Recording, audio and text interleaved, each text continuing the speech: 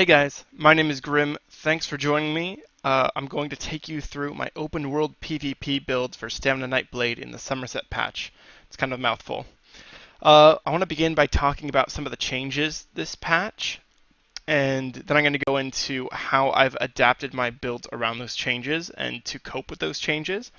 And then I'm going to show you what my builds are, give a few alternate options, discuss build patterns, consumable drinks, and the abilities and bar changes that I've made.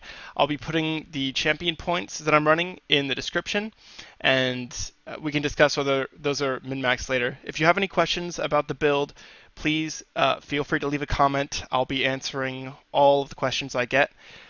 So, without further ado, let's talk about the changes. So, there have been three major changes this patch that have affected Stamina Nightblade. And the first one is that two-handed weapons, so two-handed swords, bows, staves, etc., count for two-piece set bonuses now. They didn't before, and what this means is that people can now run two 5-piece sets and a monster set. This means that people are doing much more damage this patch. Damage is much higher, there's a lot more to mitigate. People can potentially be running 3 damage sets very easily without giving up anything. And people who aren't are now running a damage set anyways because they can get their old defense and still have more damage. So, much higher damage this patch.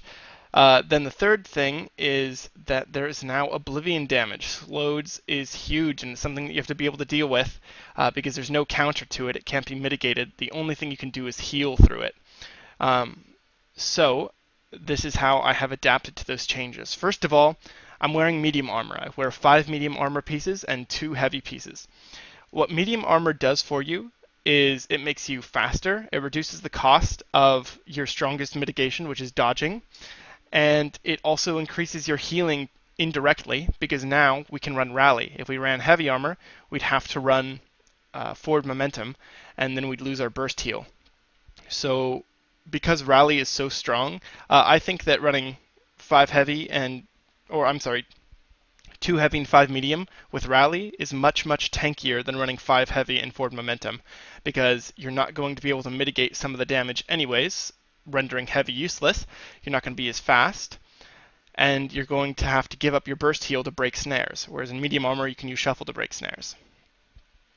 So that is why I like medium armor, but we still have to reduce the massive amount of damage incoming. So that is why I wear Impregnable.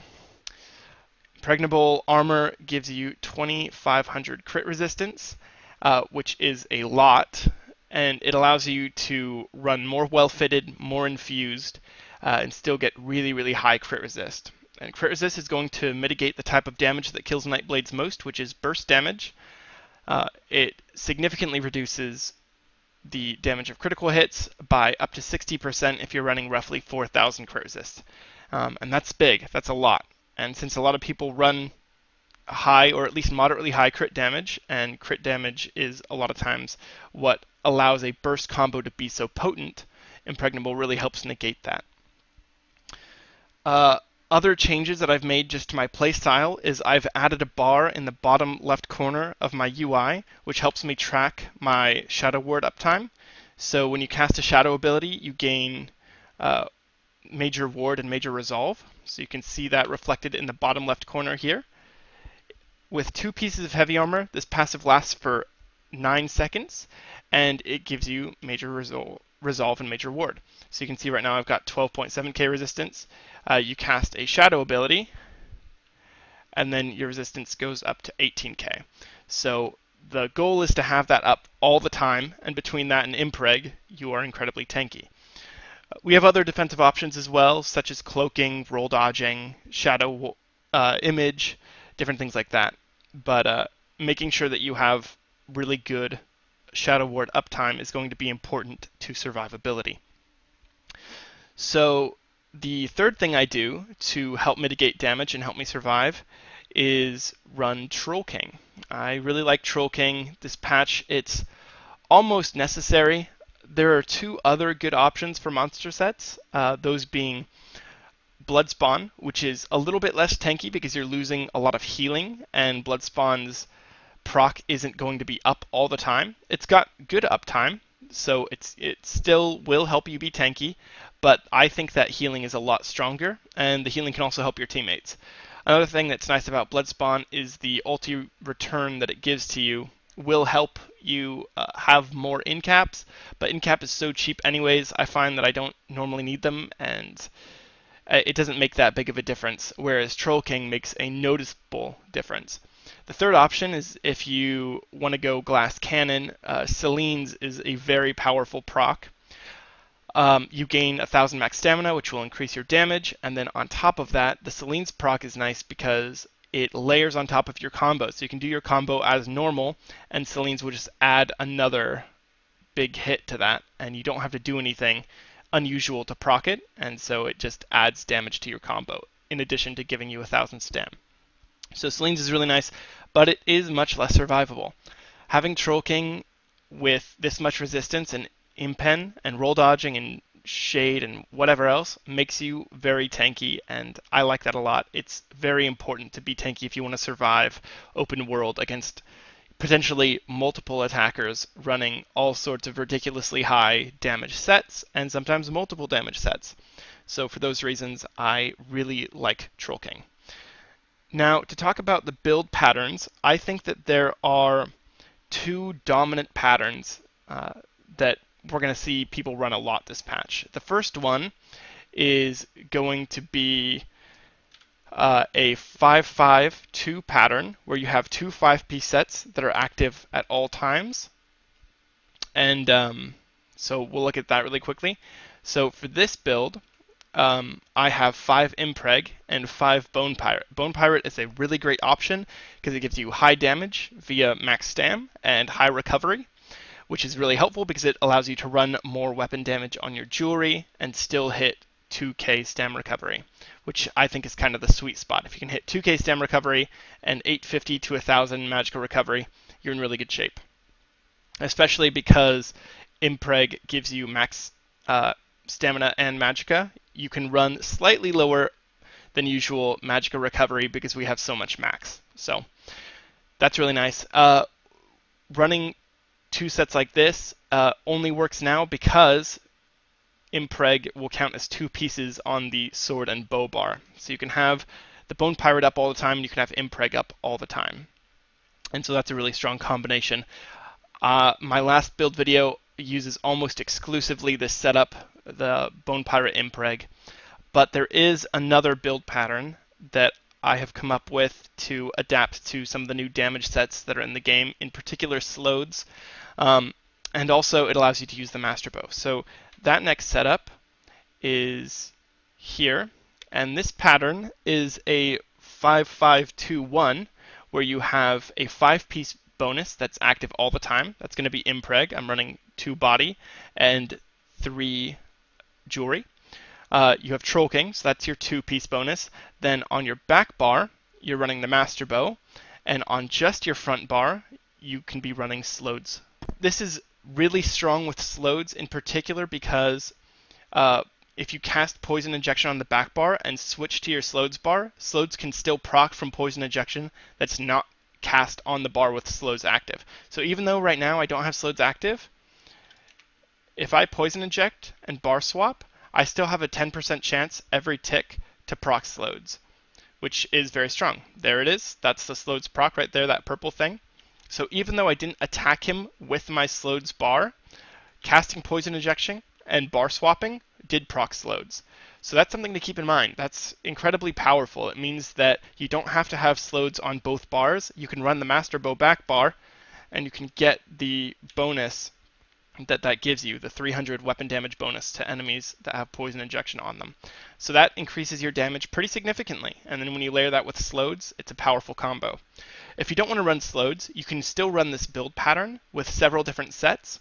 I think the best options for sets that you can run this with are going to be Poisonous Serpent, which the 5 pieces, when you deal damage with a light or heavy attack against an enemy who has Poison Injection on them, you have a 50% chance to deal an additional 3,400. Since you do have Poison Injection on most people, since you're going to be using the Master Bow, that is going to hit really hard. It's a good proc. It can't crit, but it is strong, and it's not a bad way to go. The things I like about Poisonous Serpent set are the 2 and 3 piece bonus is max stam and weapon damage. I'd prefer it if it was 2 max stam or max stam recovery, because the 2 and 3 bonus you're going to have on both bars, even when you're on the Master Bow bar. And so having recovery as the 3 piece bonus would be really nice. The 4 piece bonus is max stamina, so you'll only have that on your front bar, which is kind of a shame because max stats are much nicer to have on both bars, but it will still increase your damage, so nothing wrong with that. The next really good option, I think, is 2 Throw, which gives you max stem as the 2-piece bonus, weapon crit, and then the 5 piece is that you gain Major Savagery at all time, increasing your weapon crit by 2191, and then it also gives you an additional 100 weapon damage. So this set is also going to be a ton of damage on your front bar. You're going to crit very often. I think it should push your crit to roughly 50%, meaning half of your attacks can get nearly double damage. So it's a really big buff. You can also use crit pots to get Major Savagery though, so it's not always going to be best, since you could potentially use that option with Bone Pirate and it would hit harder. But it's a very good option. The last set that works really well with this sort of 5-5-2-1 setup is Shield Breaker, oddly enough, because you get max stam recovery as the first 2, and then weapon damage, and the Shield Breaker proc, which is incredibly potent against shielding opponents on your 5-piece. So that's another option that's out there. It's equally as terrible as Slodes. Well, I guess Slodes is probably a little worse just because of how it functions right now and the uptime you get on it. But in any case, all really strong options. You can run the same pattern with the back bar. You can drop the Master Bow, run an Agility or Asylum 2H, and then on the back bar you could put, say for instance, Eternal Hunt, which when you roll dodge gives you a mine on the ground. So that would be a way to run this set more defensively. You would have less upfront damage without the Master Bow and a front bar attacking set, but you would be harder to kill because you'd be putting down mines. There are a couple other defensive sets that you could run that pattern with, but I think Eternal Hunt's probably the one I would use if I was going to run a back bar defensive 5-5-2-1 setup. Either way, these are the 2 build patterns that I think are going to be the most dominant in the Somerset patch and probably moving forward, period, because of how many sets you can fit and how many different item bonuses you're able to get as part of your combo. So incredibly powerful, good options. I want to talk about consumable buffs really quickly. For my drink, I am using Dubious Cameron Throne. Apparently the new drink is just a flat buff to this. It's exactly Dubious Cameron Throne, but stronger. So there's no reason not to use that new gold drink. I recommend trying it out. But right now I'm using Dubious. I still have a bunch of it, and I haven't gone fishing to get the new drink yet. So it's kind of, I don't really care that much. It's a small increase, but it is a flat buff, so there's no reason not to use it.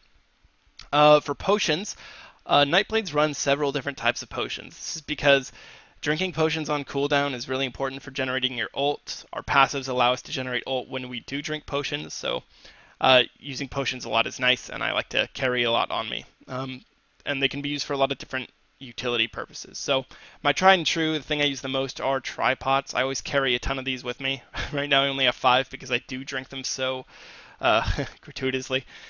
So they restore health, magicka, and stamina, all of which are really important. With any one of those stats, you're able to get through most situations. You can either tank things out, use your magicka to get away, use your stamina to get away or attack. All 3 resources are incredibly valuable on Stamblade. I also carry trash magicka pots in case I am getting away, don't need to waste a tripod, and just need to extend the range of my cloak. I do carry trash magicka pots. I like them for that. I also carry invis speed pots to get away. Sometimes if you're trying to escape a large Zerg, you can drink an invis pot and slip out, and that's really satisfying. I do carry immovability pots with me that you restore health, stamina, and become immune to disabling effects. This is a very good brawly potion. When you drink this, it's really a good time to engage with the Sork. They won't be able to rune cage you. They can't get their unblockable combo off. You'll have 10 seconds to burn them before you have to start rethinking your life choices. Then I also like to carry around crit pots, which give you major savagery, health, and stamina. If you're fighting someone who can't CC you that much, this is going to give you the best possible damage on your front bar. Of course, things like Durox can't crit, but who cares because they're so powerful anyways, and the rest of your combo will still crit. I also like to run poisons. Right now I'm not running one. When I'm not running a poison, I run a disease glyph on the front bar. You could also run a shock glyph, and that would be pretty strong, but I do like disease. It hits really hard, and I have a lot of modifiers for that type of damage. So disease is a good option. For poisons, you can run double damage dot poisons, which are really strong. You can also run snare poisons, which are great since we don't have that many snares in our kit, and snare is just brutal. And then stamina increase cost poisons are very strong. They're pretty cheesy. Don't use these in a duel. Don't, I don't know, do what you want. But they are very overpowered. So using those, you'll see results, but you're going to get a lot of hate tells if you're using stamina increase poisons. It's not exactly a show of skill since it just debuffs other people's ability to play the game. So it's not super fun, but it is very powerful. So if you want to use every option ZOS has given you to kill people, then poisons are going to be the best way to do it. Finally, I'm going to go through some of the bar changes I've made this patch. The biggest one, the most notable one, is that on my front bar, I have taken off Fear. I don't use Fear anymore. Fear's a really strong ability, and because it's Shadow ability, it gives you max health. So when you use two Shadow abilities on each bar, you actually get a really nice flush health percentage. But unfortunately, I don't do that anymore. I've switched it out for Relentless Focus. Now that it's so easy to use and such a powerful proc, I really like running this front bar. It does more damage because I'm using it on a Nirnhone 2H instead of an infused bow. And it also allows you to layer it into your combo very quickly. So you can jump in, do a surprise attack, surprise attack, in cap, Assassin's Scourge proc from Relentless Focus into execute, and it's such a powerful combo, and it's very difficult to recover from. And if slows procs while you're doing this, they can't just roll dodge away a lot. Like, this is a very potent combo. So I like having this on my front bar, and I like having it period. I know some people that still run Fear, and they run Relentless Focus instead of an execute, but I like my Executioner more than I like Fear. I use it more often, and it seems to do more work for me. I do miss Fear sometimes, but this has been a really good change, and I don't see myself going back until other changes are made. For gap closers, I do like Stampede. I don't really use gap closers in a duel, but when I'm open world, they're so useful. They give you great mobility, they allow you to catch people who are running away from you, they allow you to stay on top of your target when you want to, and so they give you all of these options. So for that reason, I do use a gap closer. Stampede is great because it reduces their movement speed by 60% for 4 seconds, which is really strong. You can also use Ambush. Ambush is really fun this patch. The animation is super fluid, but it does have a wind-up time, and that's the main reason I use it less often. That wind-up time is kind of frustrating after you've been using Stampede for so long, which is just an instant cast. This is technically an instant cast, but it has that little animation to it, and the animation looks cool, and it feels great, this patch. It's very fluid. It doesn't feel like it lags around or jumps too much, but a lot of times when you're ambushing to someone, they can move out of range while you're doing that animation, and that's really very frustrating to me. Likewise, the drawback of Stampede is that sometimes it misses. Like if you're chasing someone on their horse, you can miss multiple Stampedes in a row, and that's kind of frustrating too. But I do like Stampede more, and I really like running a gap closer in general, so that's the one. Rally. You have to run Rally. Gives you major brutality and a huge burst heal. Rally is the main reason that we're running medium armor, and so don't go without it, or you're just you're wasting your potential. Rally's very strong, and it's going to be the main way that you mitigate a lot of burst is by using a rally heal. You can't guarantee it to crit with a cloak anymore, so that's why you have to run Troll King and other methods to help mitigate that damage and to heal through it. But don't go without rally. You're being stupid if you do. Surprise attack, incredibly powerful. It's a shadow ability, so it gives you major resolve and major ward. It gives you that shadow ward passive for 9 seconds and deals a ton of damage. Great spammable, works really quickly, and reduces physical resistance by 5,000 for 17 seconds. So that allows you to do your full combo. You can also set people off balance by using Cloak and then surprise attacking them. So that's very nice too. Executioner, this is my favorite execute in the game right now. I like it a lot more than Reverse Slice this patch because I'm using all single target abilities. I want the most damage possible, and I'm not using the Asylum Sword anymore, so I don't feel like I benefit from the Executioner bonus damage or the Reverse Slice bonus damage like I used to. So Executioner is the execute that I go with. I don't really like Killer's Blade. It gives you some health, but if you don't hit them below 25% health, it's basically an ineffective hit that doesn't do anything. So it's just not worth using, frankly. If Killer's Blade was my only option for an execute, I would run Relentless Focus as my execute, put Fear back on my bar, and then I would use Surprise Attack as my execute if I didn't have a Relentless proc up. So that's how much I like Executioner, and that's how much I don't like Killer's Blade. Some people will disagree with me, and that's totally fine. Do whatever you want, but I've had so many instances where I'm fighting someone, they get to 25% health, I impale them, or I Killer's Blade them rather, and then and they're at 26% health when I do it because the animation is too slow or anything has happened, someone's healed them, and then it just does nothing. Whereas Executioner, you can execute someone potentially from 35-40% health. So if you start executing around 30% health, you can still do an amazing amount of damage. So I don't really like Killer's Blade. On my back bar, I run a lot more of my defensive abilities.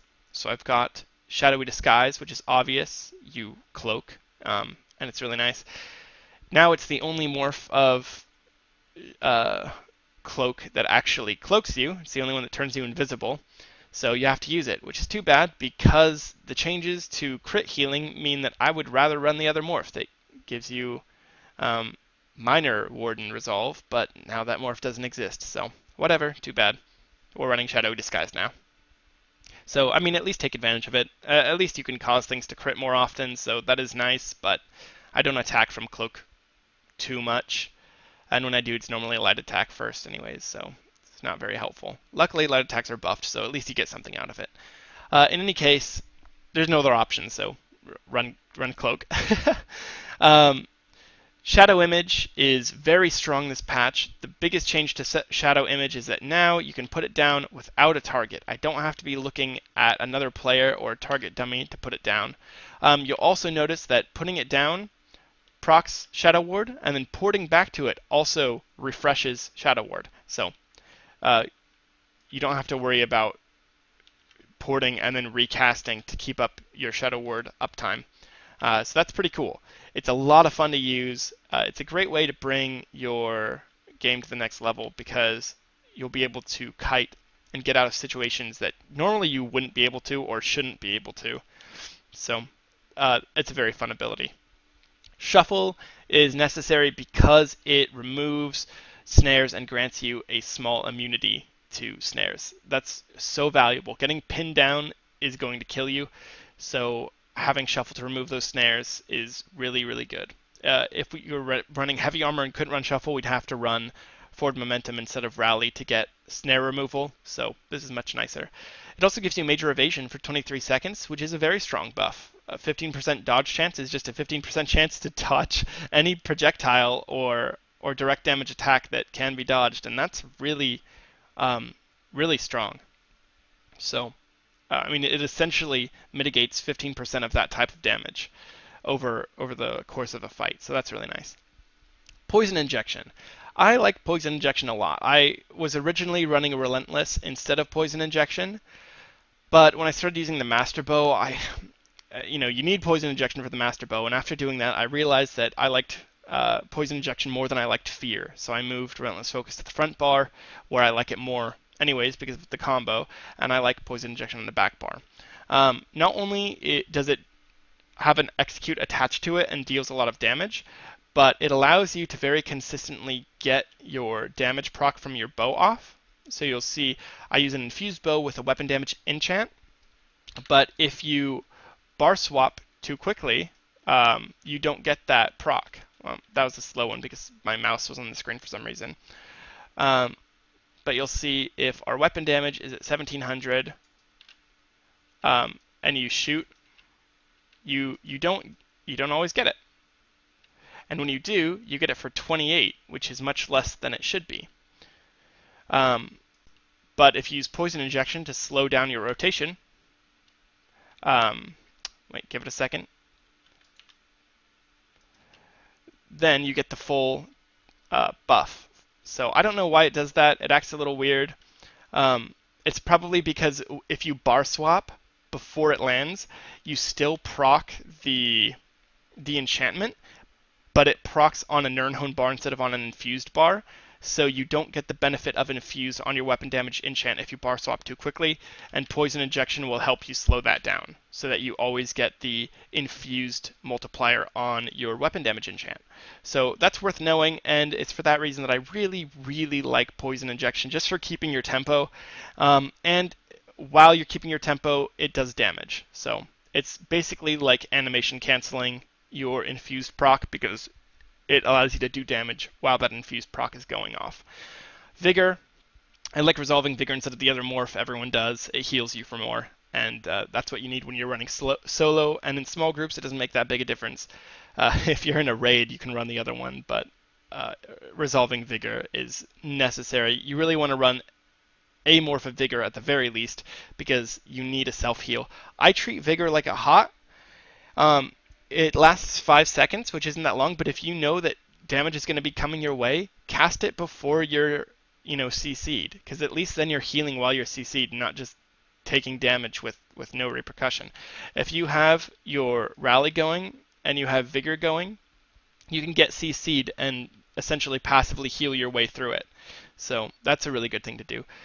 For my front bar ult, I use Incap. It's just such a strong ultimate, and it's really fun. It's very uniquely Nightblade.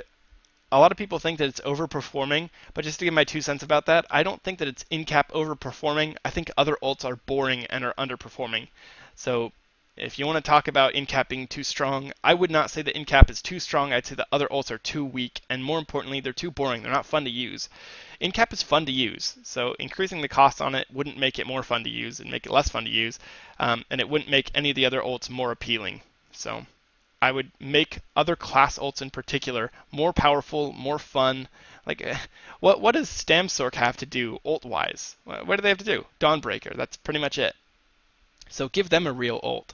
Don't take away Nightblade's real ult. We only got one of them that's like super good. So you could run Soul Siphon or Soul Tether on your back bar, but I really like to run Werewolf on my back bar.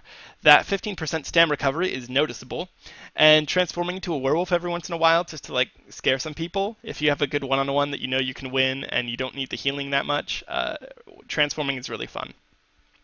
Another thing is that normally to transform you almost have to be wearing Perennials or else you're not going to have any healing because the only heal in werewolf form is a Magicka heal, and we're a stamina class. But with Troll King, you still get the Troll King proc, and so you can heal a pretty good amount even in werewolf form. So you're not just completely left in the dust healing wise. You still get that proc, and you can just put out a ton of damage. And in werewolf form, you have increased resistance anyways, so you're going to be a little bit tankier and do a ridiculous amount of damage. And since we have it on our infused weapon damage proc, you will get the weapon damage while you are attacking as a werewolf. So that's kind of fun. So I like running that back bar. I mainly run it for the stam recovery, but it's good for everything. And that is it. Those are my bar changes for this patch. I recommend you try it out. Running without fear can be a little daunting of a prospect at first, and you will have times when you miss it. I certainly have, but the damage potential that you get and the increased regen and the burst is so strong. There's no reason not to run it, especially because you can hold it for as long as you want this patch, you should definitely be running Relentless Focus. It's a strong ability, and it's much stronger than Fear and Execute or Poison Injection, in my opinion. So that is my build video. If you have any questions about the build or alternate builds that you want to ask about, please feel free to leave a comment. Like I said before, I'll be responding to all of them. Anyways, I'm going to show a couple clips. I wasn't able to get a bunch of really unique clips for this video. I mostly ran late at night, just because that's when I have time, and I fought a lot of potatoes. So I'm going to show you a little bit of animation canceling in these clips, and I'm going to show you a little bit of how I escape from situations and re-engage. So hopefully you can enjoy that for a more proper PvP, like 1vx fight montage. I just released my last video. Almost all of those fights are in this patch. There's only one that's last patch, and it's the last one. So you can enjoy those. And that's it. I hope you guys have a great day. Thanks for watching. I'll see you later. With all of my brothers, I always wondered how far we could go. If we could break through the sea on above us, there'd be no point of us looking below. We could be free. We could be free.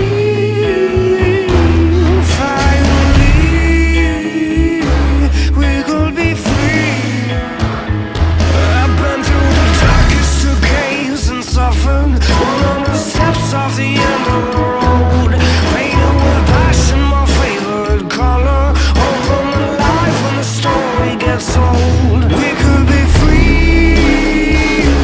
We could be free. Finally, we could be free. I ain't at home. Home's where I'm going. I close my eyes to see. I'll take my throne, lay it on a mountain, and make myself a king. I said, whoa, oh, oh, make myself a king. I said, whoa, oh, oh, make myself a king. Lost in a world full of non-believers, searching for smoke in a still water pond. Oh, nothing king, they call the dreamer. This is my life and I call it a song. We could be free. We could be free.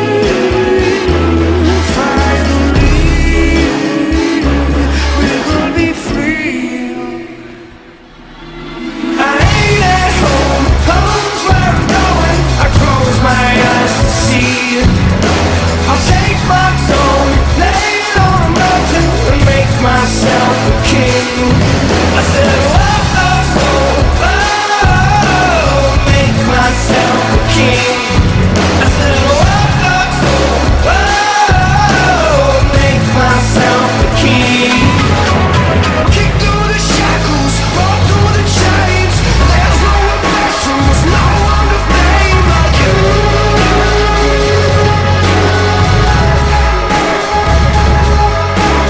Kick through the shackles, walk through the chains. There's no repression, there's no one to blame like you.